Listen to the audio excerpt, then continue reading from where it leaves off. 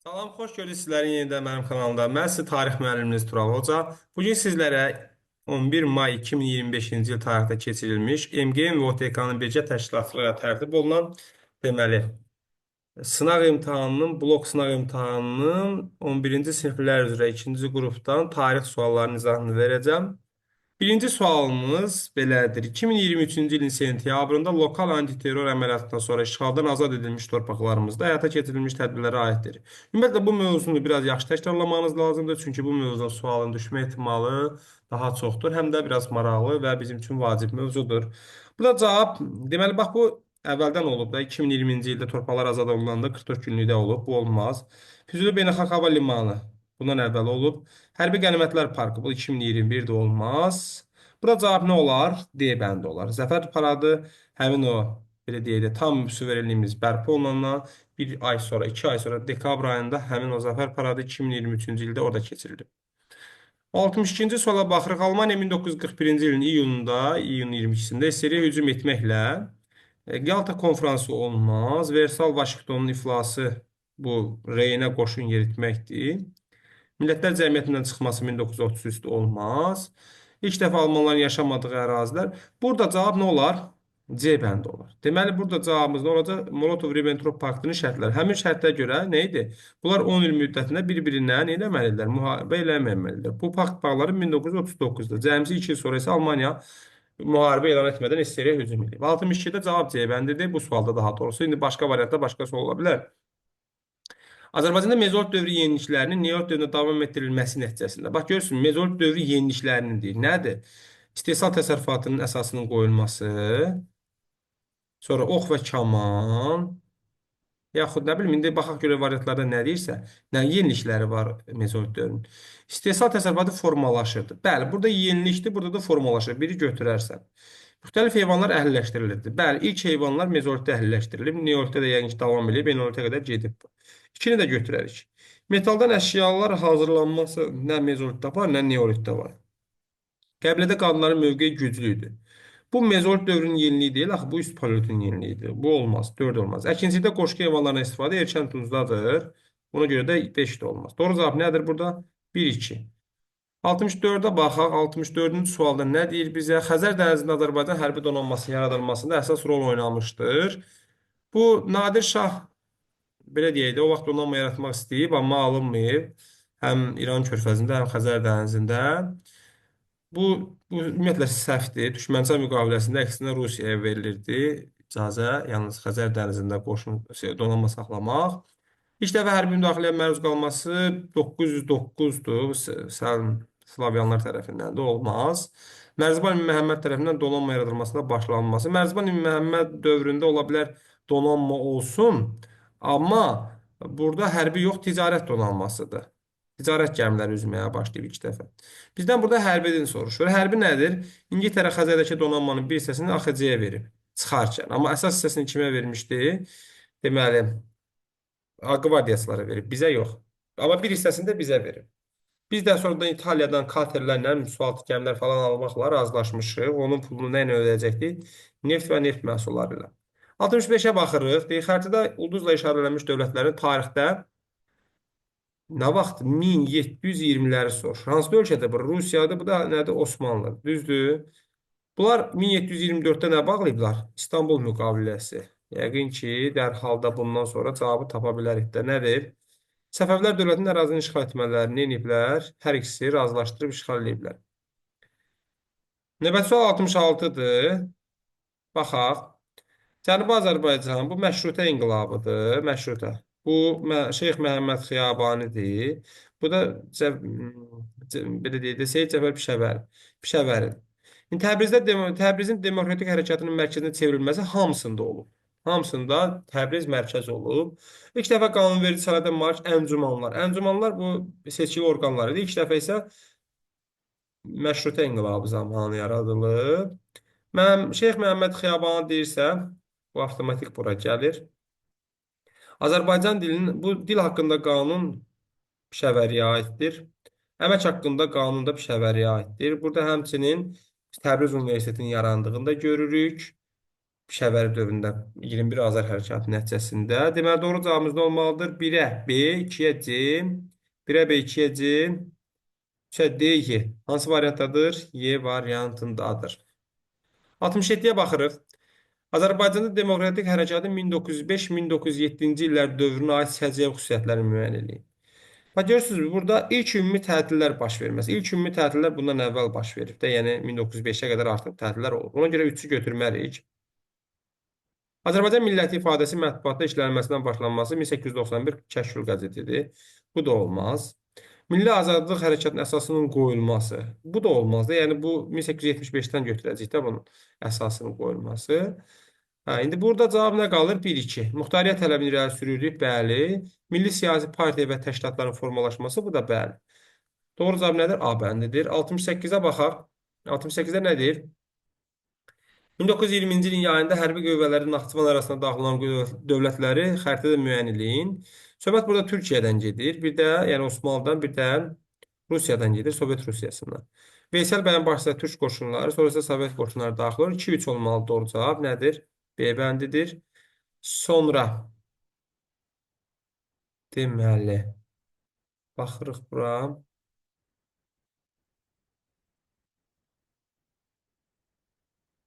69-da nə deyir? İkinci Vaçenin xristianlığı təbliğ etməyə başlaması Albaniyada 457, 463-cü illərdə Sasanilər dövlətinə qarşı azadlıq hərəkatının baş verməsi. Bunlar nəyə səbəb olur? Urnayer yoxdur o dövrdə, Məzdəkilərin aidiyyəti yoxdur bura. Ərəblər həmin dövrdə yoxdur. Amit döyüşü isə 359-da olmaz. Doğru cavab nədir? Vaçini hakimiyyətdən uzaqlaşdırırlar. 463-dən 487-yə qədər Albaniyanı Sasani mərzbanları idarə edir. Cavab B bəndidir. 70-ci suala baxırıq. 1924-cü ildə ABŞ tərəfindən hazırlanmış Charles Dawes planını nəzərdə tuturdu. Hə, bu plan nəyə görə yaranıb? 1923 Rur böhranı var. Fransa və Belçika qoşunları Ruru işğal edir ki, Almaniyanı təzminat ödəməyə məcbur eləsinlər. Bundan çıxış yolu isə ABŞ belə deyək, Davos planı əsasında irəli sürür. O plana görə Almaniyadan alınacaq təzminatın ödənilmə vaxtı uzadılırdı və mərhələli şəkildə ödənilirdi. Həmçinin Almaniya ABŞ-dan kredit alırdı, belə deyək, onun nəyəsə yatırırdı, bunun hesabını ödəyirdi. Doğru cavab nə olacaq? Y bəndi olacaq. Burada məsələn variantlara baxsaq, bu məsələn 1900 belə deyək də 33-dür. Bu 33-dür. Sonra məsələn bu Streza konfransıdır 1935. Bu məsələn Vaşinqton konfransının nəticəsidir. 71-ə baxırıq. Şirvanşahlar və Teymurilər dövlətinin tarixinə aid olan oxşar xüsusiyyətləri müəyyən eləyin. Türk mənşəli olmayıb Şirvanşahlar, ərəb mənşəli məziyyətlərdir. Qaraqoyunlularla bəli, hər ikisi mübarizə aparıb 2. Müəyyən müddət Təbrizdə hakimiyyəti ələ keçirirlər. Düzdür, Şirvanşahlar çox qısa olub 2 ay. Amma Teymurlar uzun müddət. Abbasilər xilafətinin zəifləməsi nəticəsində yox. Doğru cavab nə olmalıdır? 2-3 B variantı. 72-yə baxırıq. 1470-lərdə deyim, yəni 1475-ci ildə konkret deyək də. 3-cü İvan deməli neynəmişdi? Elçi göndərmişdi ki, Uzun Həsənə kimə qarşı mübarizə aparsınlar? Qızıl Ordu xanı Əhməd xan. Amma Qızıl Ordu xanı Əhməd xan ondan qabaq Uzun Həsənə elçi göndərmişdi və belə deyək də cənub sərhədlərinin təhlükəsini almışdı deyə Uzun Həsən buna müsbət yanaşmır. Doğru cavab normaldır 1, bir də 2. Bu Moskva şirkəti həmin dövrdə yoxdur, Trabzon torpaqları yoxdur. Yəni var əslində elə bir niyyət yoxdur. Akkolun tacirləri yerinə Qaradeniz yox. Doğru cavab nədir? 1-2-dir. 1-2 variantındadır. 73-də deyir, Qızıl Ordunun əsası qoyulub 1243 deyək də tam olaraq. Kim qoyub bunu? Batı xan Monqolların qərbə yürüşü 1235-də Qaraqorun qurultayı nəticəsindədir. Cavab G bəndidir. 74-ə baxaq. Eldənizlər dövlətinin mövcudluğu dövrünə uyğun gəlir. Gəlin baxaq, Eldənizlər dövləti hansı illərdə mövcud olur? 1136-dan 1225-ə qədər. Qazan xan 1300-lər götürək də bunu. Düzdürmü? Bu olmaz. Əhalinin gecit vergisi ödəməsi ərəblərə qədərdir. Yəni, sonra da görəcəyik, biz onu ödəməyəcəklər. Cizgi olacaq. Şərqə doğru baş vermiş xas yürüşlərin sona çatması bu 1200-lərin sonudur. Yəni, 1270-80-lər. Terek döyüşü 1395-dir, olmaz. Böyük Monqol dövləti 1206, onun qurultayı. Bu olacaq. Çünki həmin dövrdə Eldənizlər hələ var idi. Y variantıdır. 75-ə baxırıq. Qərbi Roma imperiyasından fərqli olaraq Bizans, German tayfalarının bunlar da məruz qalıb hücumuna. Roma imperiyasının qərb ərazilərini əhatə etmişdir. Hər ikisi əhatə edə bilər. 4-cü əsrin sonlarında meydana gəlmişdir. Hər ikisi eyni anda yaranmışdır. Erkən orta əsrlərdə süqut etmişdir. Bizans erkən orta əsrlərdə süqut eləməyib, 1453-də süqut eləyib. Doğru cavab nə olar? B bənd. Çünki Qərbi Roma 476-da süqut eləyib, Ərəb xilafəti isə 630-da yaranıb. 630-da yaranan bir şey Qərbi Romanı görə bilməzdi, amma Bizansla bu uzun müddət mübarizə aparıb Suriyanı, Fələstini, Misir ondan alıb, hətta Anadolunun bəzi hissələrində alıb. 76-ya baxırıq. Doğru cavabı istəyir bizdən. Dərbənd əmirliyi yaranması, Azərbaycanın şimalında Sasanların hakimiyyətə son qoyulması yox. Bir səhvdir. Mərzban İbn Məhəmmədin Azərbaycan torpaqlarını birləşdirməsi Salarilər dövlətləri Ərəb xilafəti arasında Salarilər ərəblərlə yox, Sadilər ərəblərlə mübarizə aparıb. Deməli 1 ilə 2 səhvdir. Üçə baxırıq. Şəddadlar dövlətinin Alanların yürüşünə məruz qalması Fəzl ibn Məhəmmədin Xudafərin körpüsünü inkişaf etdi. Yox. Xudafərin körpüsünü ticarət və hərbi məqsədlə inkişaf etdirib, amma burada söhbət Əbləsvar Şavurun belə deyə alanlar yürüş edən zaman qala qapılarını tikdirir, qala qapılarını düzəltdirir, daha doğrusu xəndəkləri qazdırır, su ilə doldurtur. 3 səsəfdir. 4. Bu 1066-dır. Bu da Azərbaycanın Səlcuqlar tərəfindən işğalının başa çatdırılmasıdır. 4-ü götürərik. 5. Azərbaycan Oğuz tayfalarının axınlarının baş verməsi 11-ci əsrdir. Bəli, bu da doğrudur. Cavab nə olar? 4-5. Hansı variantı? Y variantıdır. 77. 1600 deyək də bunlara. 1600-lərdə nə baş verib? Merkantilizm yaranıb Avropada. Nədir merkantilizm? Müsəlmanlar Pirni yarımadasından qovulması 11-15 rekonkistada olmaz. Şərqə doğru xas yürüşləri 13-cü, 11-ci, 12-ci əsrdə bu olmaz. Müstəmləkə işğalları qalsın. İpək yolunun əhəmiyyətinin artması olmaz. Çünki İpək yolu artıq niyə əhəmiyyətli olsun ki, 1600-lərdə dəniz yolları kəşf olunubsa. Augsburg siyasətinin əsasən Almaniyanın vahid şəkildə birləşdirilməsi. Almaniya birinci budur, vahid şəkildə birləşdirilməyib. İndi burada cavab nə olur? Müstəmləkə işğalları və ticarətin inkişafı. Çalışırlar ki, hamısını eləsin. Belə deyək də, hamal bazası və satış bazarı əldə eləsin. 78. Qədim Manna dövlətinə aiddir. İran tərəfindən əsasının qoyulması səhvdir. Biri atarıq. Biri atırıq da, yəni burada C variantı. Hələlik qalsın bu 2. 2-yə baxaq. İskit tayfaları birlikdə Urartuya qarşı mübarizə. Urartuya yox, Aşura qarşı mübarizə. 2 də səhvdir. Midiya dövlətinin tabe edilməsi. Manna Midiyanı tabe eləməyib. Ağsaqqallar Şurasının hökmdarından asılı olması. Bəli. Bir də 8-ci əsrin ikinci yarısında, yəni İranzundan başlayaraq artıq nə olurdu? Ardıcıl keçirdi, irsən keçirdi. Doğru cavab nədir? D variantıdır. 79-a baxırıq. 79-da nə deyir? Səfəvi Osmanlı müharibələri. 1514-55-ci ildə birinci mərhələsində nə olub? Osmanlılar Səfəvilərin, belə deyək, bu ərazilərdən sıxışdırıb çıxarıblar və bu ərazilərə sahib olublar. Təbrizi tutublar, doğrudur. Amma Ərzincan müşavirəsi Səfəvi Osmanlı müharibələrinə aid deyil. 1500-cü ildir. Doğru cavab 1-ə AB olan variantdır. 2-yə baxırıq. Çıldır döyüşündə Osmanlıların qalib gəlməsi, bu olar. Amasya müqaviləsinin birincisinə aidiyyəti var, ikincisine aidiyyəti yoxdur. Bir də Şah 2-ci İsmailin yox, Şah Məhəmməd Xudaybəndənin dövründədir. 2-yə də A olmalıdır. 2-yə olan nədir? C variantıdır. Və siz gəlin bura baxağın. Xorasanın azad edilməsinin Səfəvi Osmanlılara yox, Səfəvi Şeybanilərə aidiyyəti var. Sufyan döyüşündə Səfəvilərin məğlub edilməsi 1585-dir. Buradakı Sufyan döyüşü 1605-də qalib gəldi. Ona görə B bəndi də olmaz. Şirvan və Gəncənin Osmanlıların əsarətindən azad olunması, bəli, 1605-1607-ci illərdə Şah 1-ci Abbas bunları azad edib. Doğru cavab nə olacaq? C variantı. 80-ci suala baxırıq. Uyğunluq gözlənilmişdir. Qərbi Roma İmperiyasının varlığına son qoyulmuşdur 395-ci ildə. Səhvdir. Romanın parçalanmasıdır bu 395.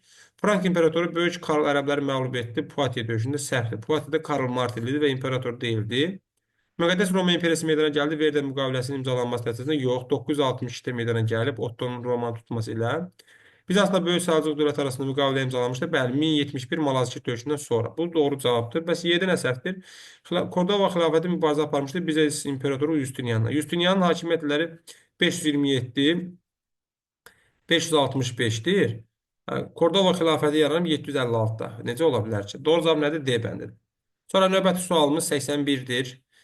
1699 Karlovitsa müqaviləsidir. Karlovitsa Prut deyil, Mərkəzi Avropa olar. Krım xanlığı 1783-də müstəqilini itirir. Rusiya Qaradənizdə üzmə hüququ 1774 kiçik qaynarcadır. Səfəv dövlətin mühüm ticarət yollarının işğalatı yox. Doğru cavab nə olacaq? Burada B bəndi. Mərkəzi Avropada xeyli ərazilər itirir. Çünki orada 1684-də müqəddəs birlik yaranır və orada 4-5 dövlətlə bu müharibə aparıb böyük ərazilər itirir. 82-yə baxırıq. Azərbaycan 3-cü Respublika, yəni biz hal-hazırki Respublika dövründə. 95-ci ilə qədər, 95-cidən sonra 95, 96, 97, 98, 99, 90-cı illərin ikinci yarısı. Bax, Gəncənin tarixi adı əvvəl bərpa edilib, 90-lara düşmür, 80-lərə düşür. BMT-yə üzv qəbul olma 1992-də götürərik. Torpaq haqqında islahat, Bu 1996'dır. Yox, birinci yarısı olmaz. Deməli, 1-ə yalnız B-dir. 1-ə yalnız B olan variant isə hansı variantdır? Ya D-dir, ya da Y-dir.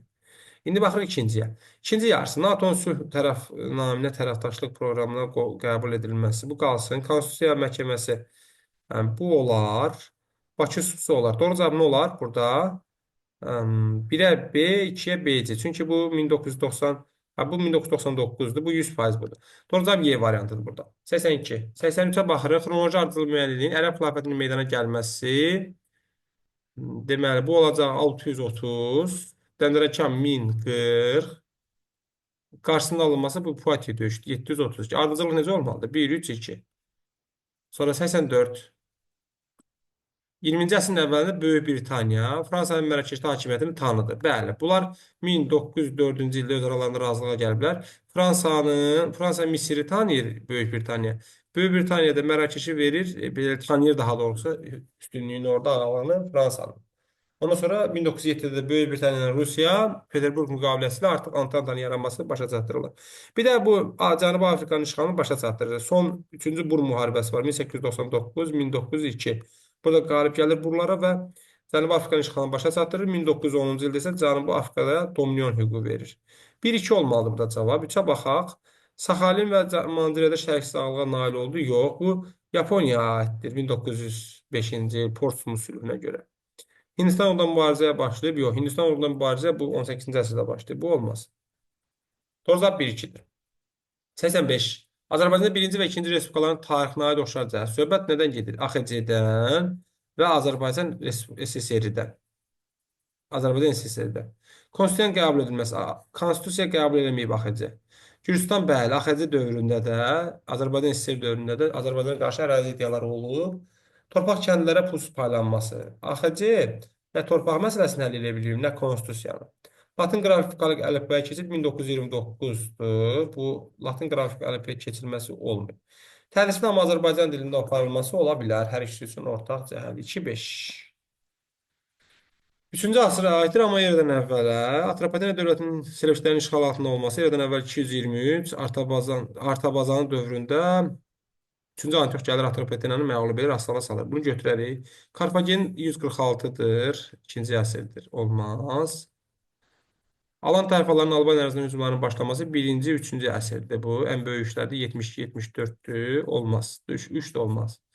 Hindistanın vahid halda birləşdirilməsi, bəli, Padşah Aşokanın dövrüdür. Mauriya suları. Doğru cavab nədir? 1-4. Soyuq müharibə dövründə. Soyuq müharibə dövrü başlayır. Məsələn, tutaq ki, 1945, 46 götürək. 46-dan SSR-nin dağılmasına qədər, 1991-ə qədər.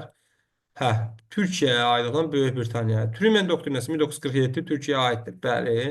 Brexit planının irəli sürülməsi 2016-dır. Böyük Britaniyaya aiddir, amma götürməyəcək. Çünki soyuq müharibə dövrünü istəyir bizdə. Falkland adaları 1982 götürərik. Niyə? Çünki Böyük Britaniyaya aiddir.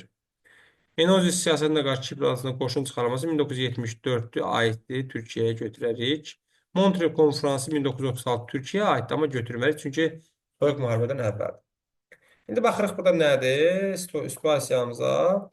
19-cu əsrin əvvəllərində Qacarlar dövlətinin Cənubi Qafqaza ərazi iddiaları Çar hökumətinin əsaslı addımlar atmağa məcbur etdi. Şərqi Gürcüstan işğal edilməsi ilə Azərbaycanın Qazax, Borçalı əraziləri ələ keçirən Rusiya diqqətini Carbalakan cəmaatına yönəltdi. Bölgənin coğrafi mövqeyi xüsusi əhəmiyyət daşıyırdı, lakin yerli əhalinin dağlıq xalqlarının birgə müqaviməti buranın işğalını çətinləşdirirdi. Deməli, Qanat çayı, deməli burada Qanat çayı sahilində döyüşdən sonra Çar komandanlığı yerli əhalilə razılaşmaq qərarına gəldi. Tərəflər arasında imzalanmış sənəd ilə cəmaətlıq Rusiyanın himayəsi altına keçdi. Bununla da Rusiyanın Azərbaycanın içərilərinə doğru irəliləməsində mühüm addım atıldı.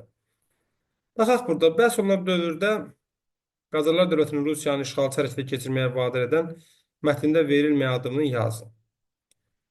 Bir də baxaq burada, nə istəyir burada bizdən? Deməli, əvvəllərində Qacarlar əsaslı addımlar atmağa məcbur etdi. Yəni, Qafqaza olan iddiaları, ərazi iddiaları Çar hökumətinin əsaslı addımlar atmağa məcbur etdi. Yəni, soruşur ki, burada bizdən, niyə görə Çar hökuməti burada əsaslı addımlar atıb? Bax, bunu soruşur. İşğal hərəkətə keçirməyə vadar edən nədir? 19-cu əsrin əvvəllərində nə baş verib? Gəlin baxaq. Orada 1801 İngilis-Qacar müqaviləsi var. İngilis-Qacar müqaviləsi var. Bir variant budur. Başqa bir variant isə Gürcü, belə deyək də, knyazlarının, Gürcü hakimlərinin Qacar sarayı ilə Azərbaycan xanları ilə əlaqəsidir. Yəni çox böyük ehtimal bunu doğru cavab götürə biləcəklər. Amma başqa bir variantla, yəni sırf Gürcüstanın işğalına göstəriş verilməsi, Şərqi Gürcüstan işğalı olunması sırf bununla bağlıdır. Yəni əslində bu daha məntiqlidir. Yəni birinci çox güman ki, budur cavab. Amma bunu da yazmaq olardı ki, Gürcü çarlarının və yaxud Gürcü orda knyazlarının Qacarlar sarayı ilə yaxud Azərbaycan xanlarının bəziləri ilə əlaqə yaratması. Amma düşünürəm ki, burada əsas addım, yəni Rusiyanı buna hərəkətə keçməyə vadar edən addım 1801 İngilis-Qacar müqaviləsidir. Hansı ki, müəyyən qədər ingilislər Qacarların daxili işlərinə qarışa bilirdilər ondan sonra. Sonra həm də Rusiya istəmirdi ki, yəni belə deyək də, ingilislər də istəmirdi ki, Rusiya bura irəliləsin. Amma Rusiya da istəmirdi ki, ingilislər onun belə deyək də sərhədlərinə gəlib çıxa bilsinlər bu dərəcədə. 89-a baxaq. Mətndə bəhs edilən dövrdə Azərbaycan torpaqlarının işğalını sürətləndirən əsas amili yazın. Həmin dövr Azərbaycanda feodal dağınıqlığıdır. Feodal dağınıqlıq. Xanlıqlar arasında birlik yoxdur. Xanlıqlar arasında birlik yoxdur. Bir də başqa bir səbəb də yaza bilərik burada biz. Nə səbəb yaza bilərik? Fətəli və yaxud Fətəli Şah deyək də, Baba Şahın. Fətəli Şahın vaxtında tədbir görməməsi. Ruslara qarşı tədbir görməməsi.